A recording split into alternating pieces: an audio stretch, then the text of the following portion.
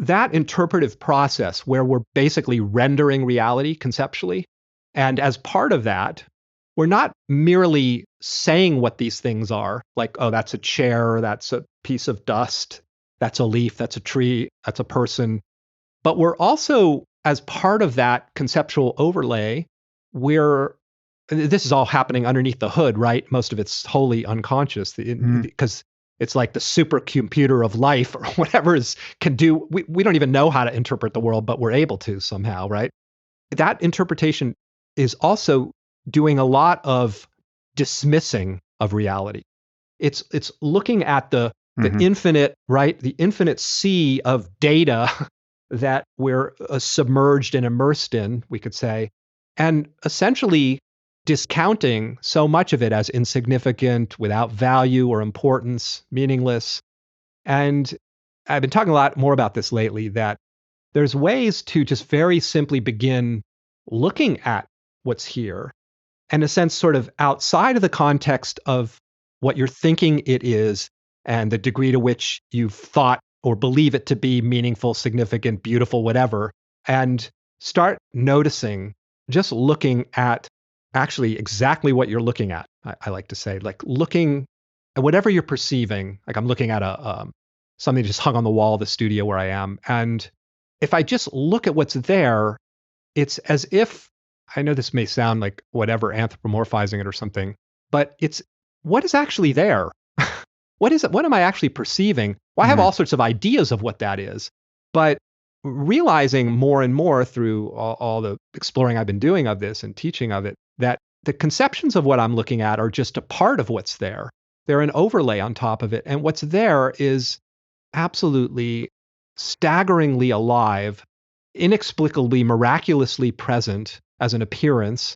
I could go on, but it's very interesting how much of the interpreting that goes on is kind of overlooking, I would say, the stunning, extraordinary nature of what's actually here. And I don't know, could it be, you tell me what you think about this, that one of the ways that the psychedelics might be functioning is to sort of take offline a bit that interpretive process.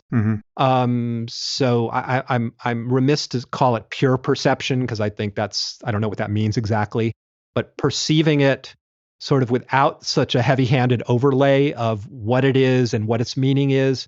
And then suddenly the bubbles in your root beer start to reveal, in a sense, and in point of fact, you actually are looking at God, because there isn't anything else to look at. I mean, that's what you're seeing. You're seeing the nature of reality right there, that has taken form, appears to have taken form in that particular way, right in that instant. And what else is it but the very nature of reality itself? So in that sense, you're seeing the absolute reality always.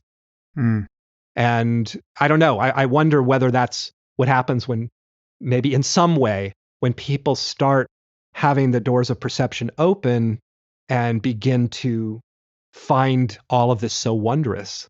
Because actually, I would suggest it is, in a sense, intrinsically, I mean, I'm throwing a label at it to say that it's intrinsically wondrous. And that's difficult because I'm talking to you about how it's ultimately, the experience itself has no intrinsic label.